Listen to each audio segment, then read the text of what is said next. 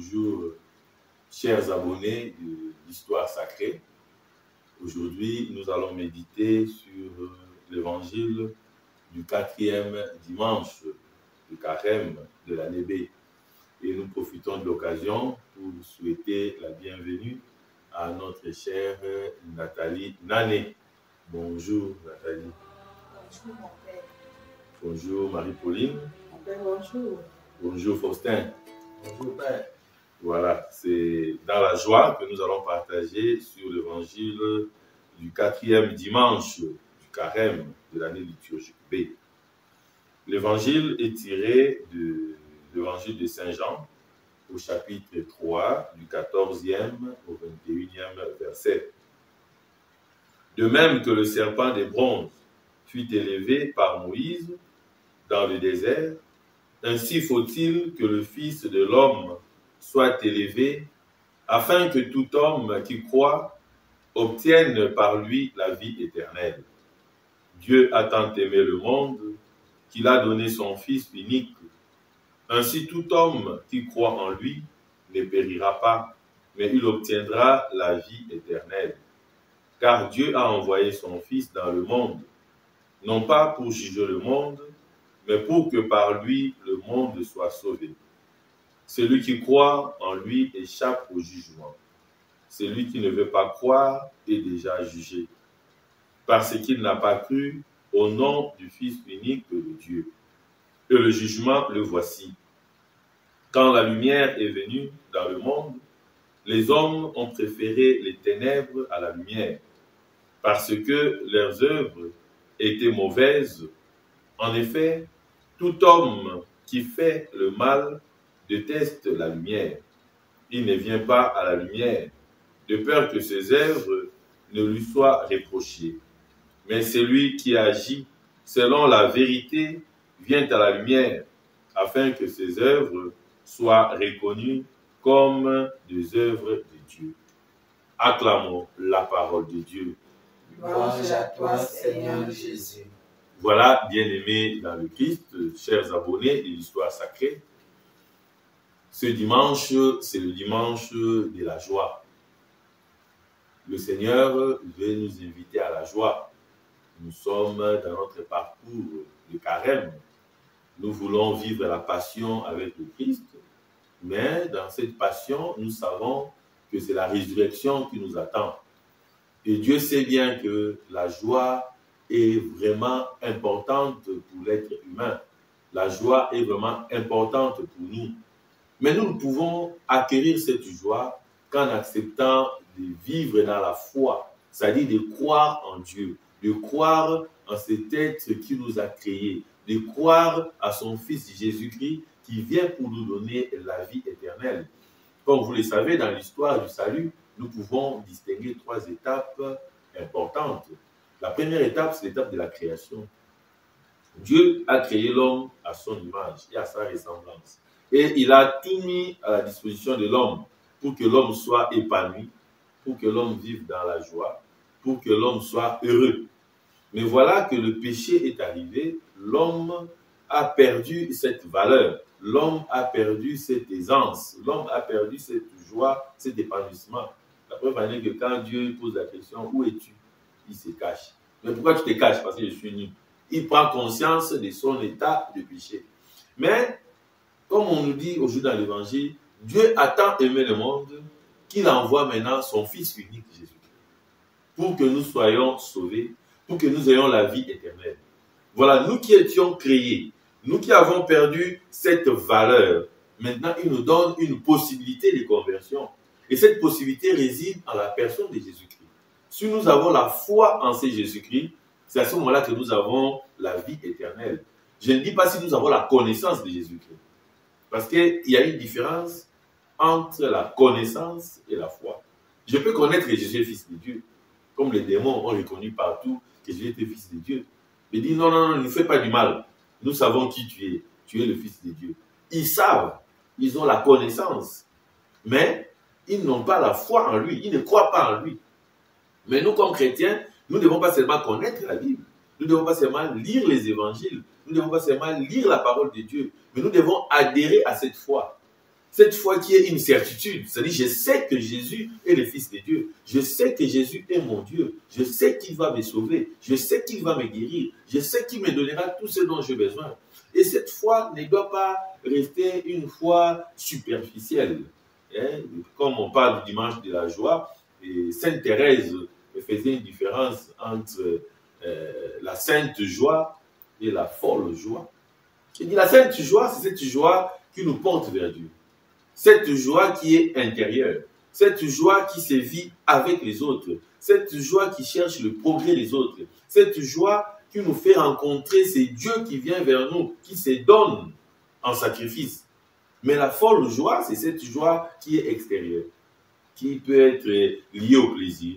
C'est pour un petit temps, on fait la folie et après on se retrouve seul. Mais aujourd'hui, l'Église veut que nous puissions centrer notre joie vers Jésus-Christ. Croire en lui, avoir la foi en Jésus-Christ. Et cette foi, c'est une adhésion. C'est-à-dire, j'adhère à ce qu'il me dit. J'adhère à ce qu'il m'enseigne. Et qu'est-ce qu'il m'enseigne? Il m'enseigne l'amour. Il m'enseigne la fraternité. Il m'enseigne à vivre avec les autres. Et dès le moment où je suis incapable de vivre la fraternité, dès le moment où je suis incapable de faire le bien, dès le moment où je suis incapable de chercher l'épanouissement de mes frères et de mes sœurs, je perds la foi en Jésus-Christ. Je peux beau crier à l'église, me mettre à genoux, prier matin, midi, soir, mais si je suis incapable de vivre en cohésion ou en harmonie avec le monde qui m'entoure, à ce moment-là, je perds la foi. Parce que la foi, justement, nous donne cette force, cette énergie de faire ce que Dieu nous demande, de faire ce que la Bible nous demande. Et ce qu'il nous demande n'est rien d'autre que l'espérance, la foi et la charité. Merci, mon Père, de nous avoir permis de méditer cet évangile et de poser aussi des questions. Mon Père, est-ce à dire, dans l'évangile, comme nous l'avons écouté, que ceux qui croient ne seront pas jugés, ne seront sauvés, mais ceux qui ne croient pas sont déjà jugés. Est-ce à dire que ceux qui attendent la dernière minute sont déjà vraiment jugés, étant donné qu'ils espèrent aussi, du moins espèrent faire du bien pour être jugés. Qu'adviendra-t-il de ceux qui ne croient pas? Merci Marie-Pauline pour ta question. Et comme je vous disais autrefois, vous savez, il y avait dans l'ancien temps des gens qui se baptisaient étant vieux. Ils se disaient, bon, on se baptise étant vieux, comme ça, il faut meurtre, on ne pêche plus. Et vous voyez, le temps de carême, c'est aussi un temps qui nous ouvre à la conversion. Hein. On a des confessions, on a tout cela. Mais en ce qui concerne la foi, on ne peut pas se dire, voilà, je vais me convertir dans un mois, dans une année, parce que nous ne connaissons ni le jour ni l'heure. Et la mort arrivera comme un voleur. Si on se met à calculer, comme des profs de l'économie politique, à un moment donné, on sera pris dans son propre piège. Comme nous disons chez nous ici, l'acteur meurt dans son propre film. Moi, je pense que la conversion, c'est une affaire de tous les jours. Et croire en Dieu, c'est croire en cet être qui nous a fait. Et c'est aussi un signe d'humilité et de simplicité. C'est dire que je ne suis pas mon propre créateur. Je ne suis pas à mon origine. Enlevons même Dieu. Tu ne t'es pas créé toi-même. Il y a eu les parents. Et si on enlève les parents, il y a eu les grands-parents, arrière-grands-parents. Quoi que l'on fasse, il y a eu un principe premier. On ne va pas entrer en philosophie. Mais, dans toute humilité, chacun de nous doit comprendre qu'il n'est pas le créateur de son propre être. Nous dépendons d'un Dieu. Et justement, la foi, ou bien cette croyance, c'est une réponse de l'homme. La foi est la réponse de l'homme à ce que Dieu a fait pour nous. Je crois en Dieu, je crois en toi. Et quand on croit, c'est déjà un signe de confiance. Quand on croit, c'est déjà un signe de soumission. Quand on croit, c'est déjà un signe d'abandon. Et quand tu ne crois pas en quelqu'un, quand tu ne crois pas à quelqu'un plutôt, ben tu ne crois pas à quelque chose et tu ne te confies pas. C'est-à-dire que nous passons de cette mort punition à une mort salvatrice. C'est-à-dire la mort, c'était d'abord comme une punition, c'est-à-dire c'était Dieu, par notre péché, voilà, par notre péché nous mourrons. Mais maintenant, il y a le salut qui arrive par cette mort-là. Ça devient une traversée. Par la mort, nous allons dans un autre monde pour découvrir justement la lumière. Et comme on a suivi dans l'évangile d'aujourd'hui, j'aime beaucoup cette image de la lumière. Hein? On dit ceux qui ne croient pas vont échapper, vont éviter la lumière. Mais celui qui est dans la foi, qui croit, qui vit en Dieu, et celui-là est content de la lumière. Va même dans le cabaret de Bill ou bien dans le bar. Si tu as une moto, une voiture, dès que tu mets le phare, alors les gens sont... Mais toi, tu es fou, comment tu vois bien les gens sont assis, tu mets le phare, voilà. Et toi qui as la voiture, qui mets la lumière, tu deviens fou. Celui qui vient rester dans le noir, il devient une personne normale. Et c'est tout le monde qui te dit, mais mon frère, tu ne réfléchis pas, comment tu peux allumer ici, là?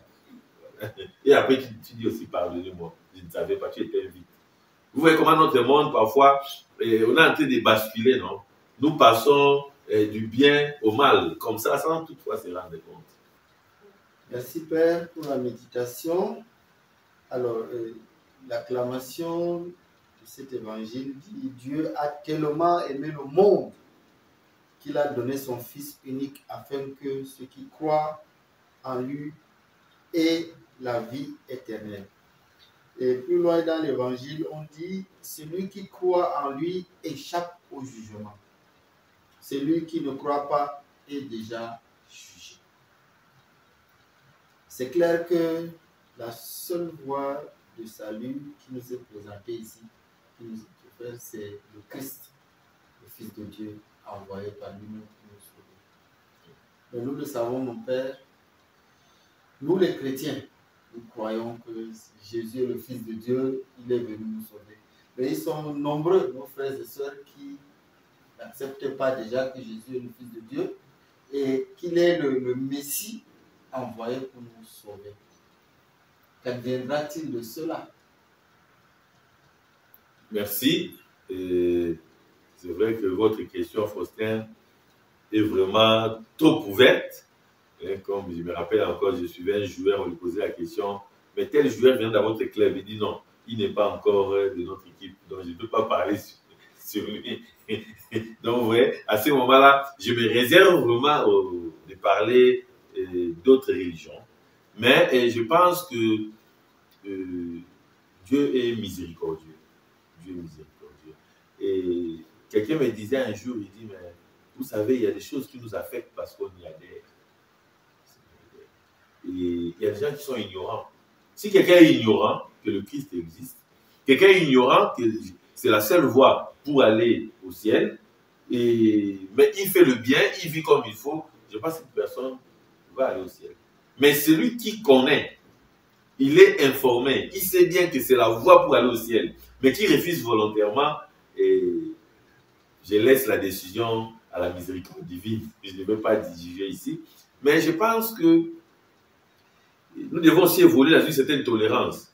Et quand on nous dit croire en Jésus, c'est quoi croire en Jésus?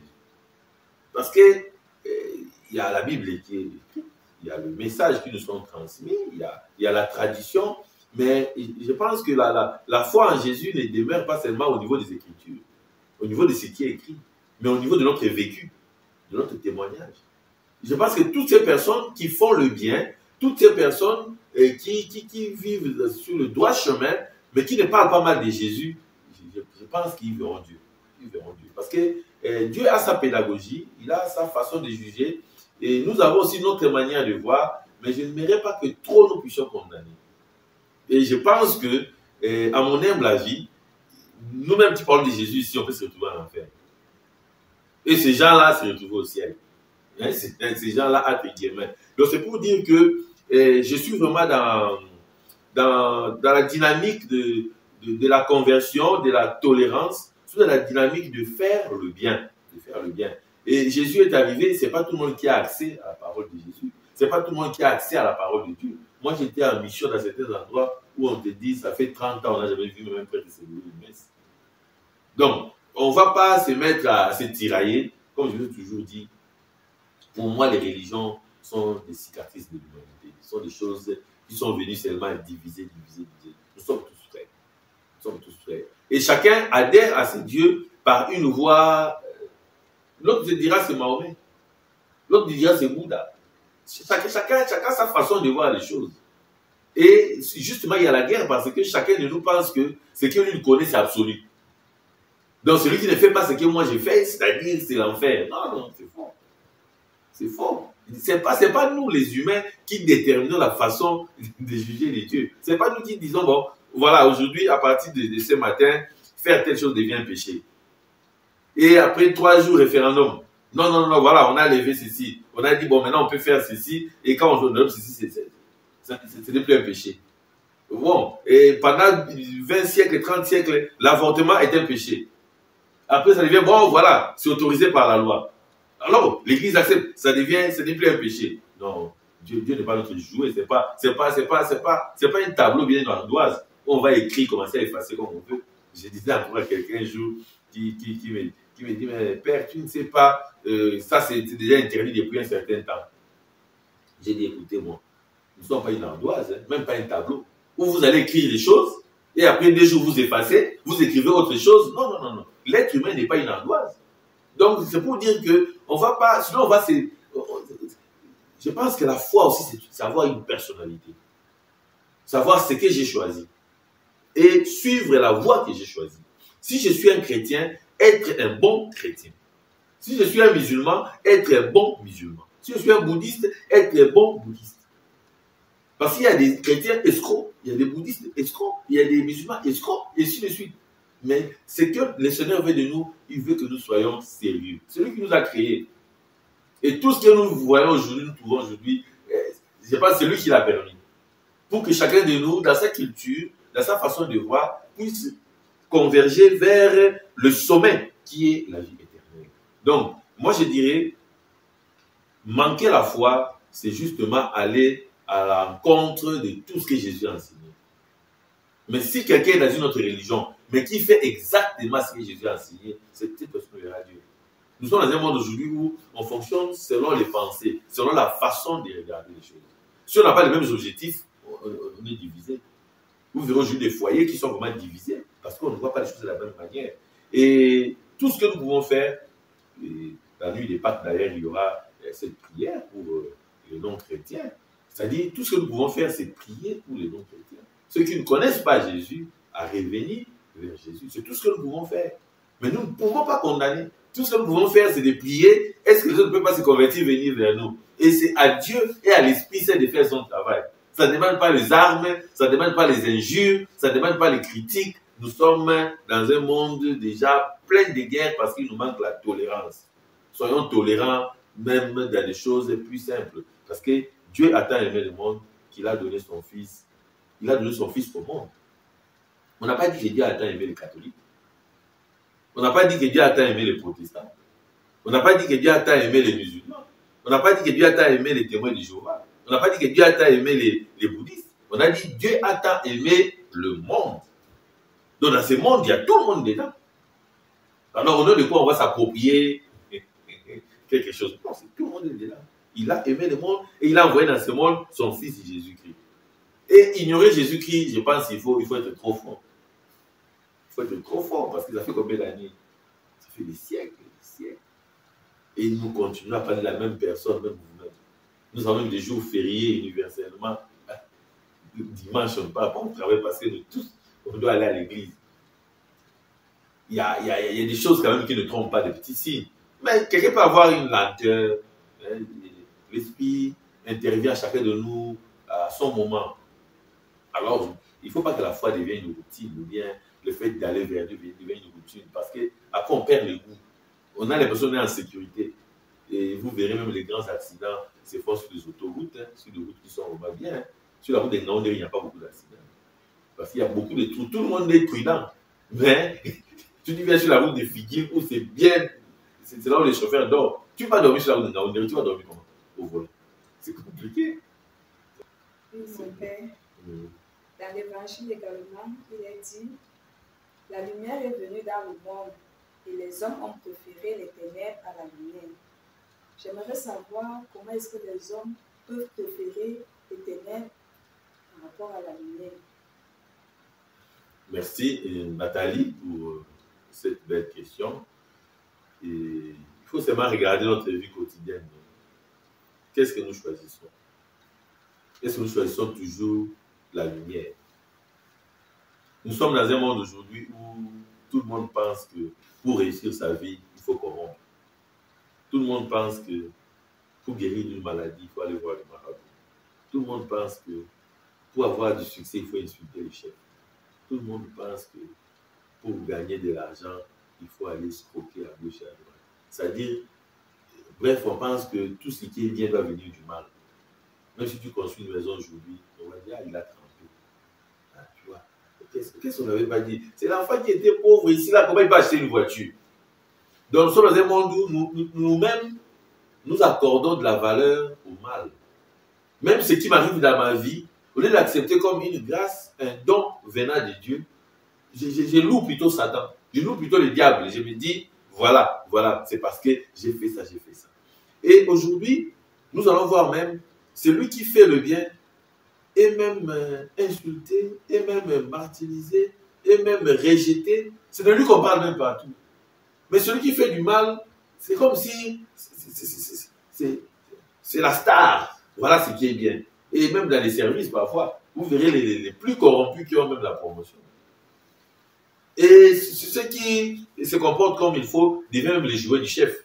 Donc, bref, nous comprenons simplement que Jésus, ou bien Dieu dans cet évangile, veut que nous puissions sortir du ténèbre. Nous puissions aller vers la lumière. C'est-à-dire, il veut que l'homme puisse reprendre sa place d'avant. Nous n'avons pas été créés pour le mal. On n'a pas été créés pour le péché. On n'a pas été créés pour souffrir. On n'a pas été créés pour la mort. Nous avons été créés pour la joie, pour l'épanouissement, pour la vie éternelle. Dieu a créé l'homme pour que l'homme soit heureux. Mais voilà que nous refusons catégoriquement d'être heureux. Je me rappelle avant quand on était des petits enfants, on allait se laver aux étangs. Et quand on se lavait aux étangs, on sortait de l'eau, on était tout blanc. Tout blanc. Et quand on rentrait à la maison, la maman nous demandait de nous relaver encore. Et nous, on pensait que la maman était folle. On dit, mais comment?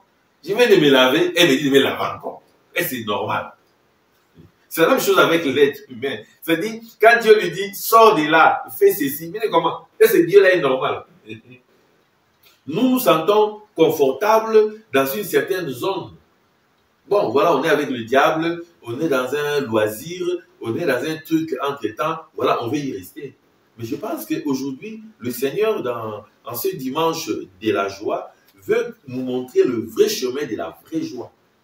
Ce vrai chemin, c'est suivre la lumière. Suivre la lumière. Ma soeur, Nani, si tu es dans la lumière, tu ne vas pas te blesser. Tu es dans la lumière, tu ne vas pas te cogner au mur. Tu es dans la lumière, tu ne vas pas faire tomber les verres. Tu es dans la lumière, tu vas faire la lecture. Tu es dans la lumière, tu vas apprécier parce que tu vas voir. Nous sommes tellement dans les ténèbres que nous sommes incapables même d'apprécier ce que les autres font. Parce qu'au lieu d'avoir une lampe torche qui éclaire, nous avons une lampe torche qui éteint. Moi, j'ai déjà vu cette lampe torche-là. On vend ça au marché. Donc, une lampe torche, quand tu allumes, non, ça éteint toutes les lumières qu'il y a à côté. Tu vois, là, je ne sais pas, c'est la lampe torche ou bien torche-lampe. Je ne sais pas comment on va appeler ça. Au lieu d'avoir la lumière, nous cherchons comment il y a le ténèbre. Hein? Tu vois, quand quelqu'un est dans le péché, il est en train de marcher. Ils sont deux, ils sont partis voler. Au retour, il dit non, ne partons pas par là, tu vois, il y a la lumière. Et moi, je me rappelle, il y a eu une époque où on allait même les ampoules dans le quartier. Si vous mettez les ampoules qui donnent vers la route, là, les voleurs viennent enlever parce qu'on va les voir passer. Si nous sommes les enfants de Dieu, si nous croyons en ce Jésus, si nous avons foi en lui, si nous avons cette certitude qu'il nous aime, nous devons aimer la lumière, aimer le jour. Et un jour, je suis allé à Mandingri. J'arrive à Mandingri, je vois les poules, les coqs en train de rentrer. Je vois les chèvres en train de rentrer. Je vois les bœufs. Je me suis dit, mais qu'est-ce qui se passe? J'ai regardé, j'ai dit, ah, il est 18h. Voilà, la nuit est tombée, les bêtes sont en train de rentrer. Mais à ce moment-là, les hommes se lavent pour sortir. Vous voyez, les animaux, les pigeons, tout ça, la nuit tombe, même nos chats sont en train de rentrer à la maison. Mais les êtres humains, doués de conscience, ce sont là qui se lavent pour sortir. Vous voyez, c'est-à-dire, c'est pourquoi Jésus veut que nous puissions quand même répandre notre classe. On ne se rend pas compte, mais nous sommes déjà, on a de les sortir. Il y a des gens qui ne fonctionnent même pas la journée. Ils dorment, ils font autre chose, mais c'est la nuit. Alors, je vais passer à la maison. Mais ça, c'est la nuit, c'est pour dormir, c'est pas pour aller se balader. Vous voyez, donc il y a des petites choses comme ça. C'est une image, il peut y avoir une urgence, mais c'est pour nous faire comprendre que nous sommes plus devenus amis de la nuit que du jour. Le jour, le Seigneur nous a donné pour travailler, nous ne voulons plus ça parce qu'on va nous voir. Et c'est la nuit. Et après, on va rentrer avec des plaies partout, avec des bosses. Oh, c'était arrivé, oh non, non, j'allais à la douche, je me suis commis. Oh, c'était pas la douche. Mon père, je voudrais revenir sur la lumière. La parole nous dit que ceux qui sont dans la vérité vont vers la lumière. Mon père, est-ce que un chrétien engagé et qui vit selon la parole de Dieu doit donc étaler tout ce qu'il fait de bien? Est-ce qu'il y aura encore une humilité dont nous parle aussi le Seigneur quelque part dans la parole? Bon, quand on dit la vérité dans la lumière, ce n'est pas l'indiscrétion. On ne nous invite pas à l'indiscrétion.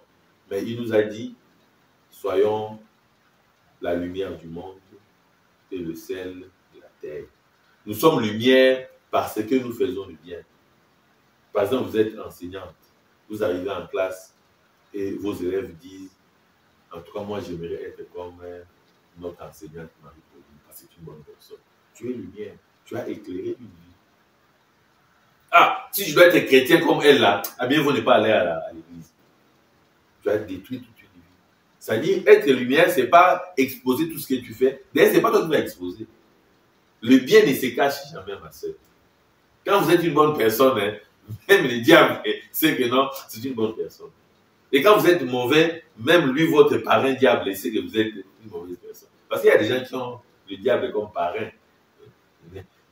On dit, nom de parrain, carnet de baptême, Satan. Tu vois, ce sont des identités bizarres.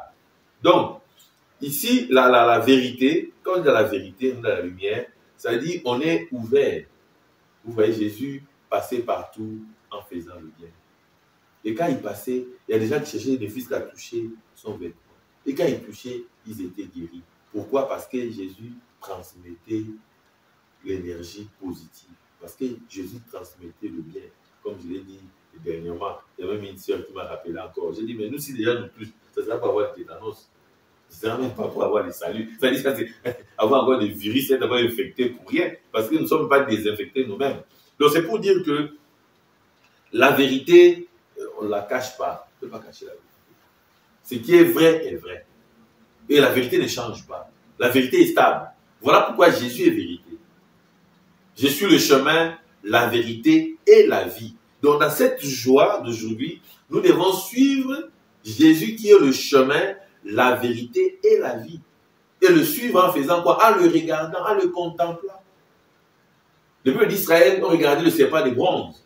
Nous, aujourd'hui, nous regardons Jésus-Christ dans le très saint sacrement de l'autel, dans l'ostensoir, pendant l'adoration. Nous regardons ce Dieu qui s'est fait homme, qui a pris notre humanité, qui a vécu dans la vérité. Est-ce que moi, je suis capable de me faire prisonnier dans l'ostensoir, comme Jésus, pour être contemplé, pour que les gens fassent aussi du bien? Mais parfois, non. Notre vérité est une vérité fausse. Ce n'est même pas une vérité, parce qu'il n'y a pas de vérité fausse. Quand c'est faux, ce n'est pas une vérité. C'est carrément le mensonge. On peut avoir des arguments pour avoir raison. On peut avoir des arguments pour appuyer une idée, mais la vérité est unique. Chers abonnés de l'Histoire sacrée, nous sommes à la fin de notre méditation. Nous vous disons merci. N'oubliez pas surtout de vous abonner, de liker et de nous laisser un commentaire. Nous vous souhaitons un bon dimanche et je profite aussi de l'occasion parce que nous sommes pendant le mois de la femme à souhaiter bonne fête à toutes les femmes. Et Merci, je profite, mon père. oui, et je profite de l'occasion aussi, le 11 mars, ça sera l'anniversaire de ma mère. Elle aura 71 ans, Albertine Matafouari. Donc, ce sera le lundi prochain. Et je dis aussi joyeux anniversaire à ma chère maman. Et je n'oublie pas Gaël, qui était né le 5. Donc, joyeux anniversaire à toi aussi. Et bien de bonnes choses. Que le Seigneur vous protège et vous garde. À la prochaine. Bye. Bye bye.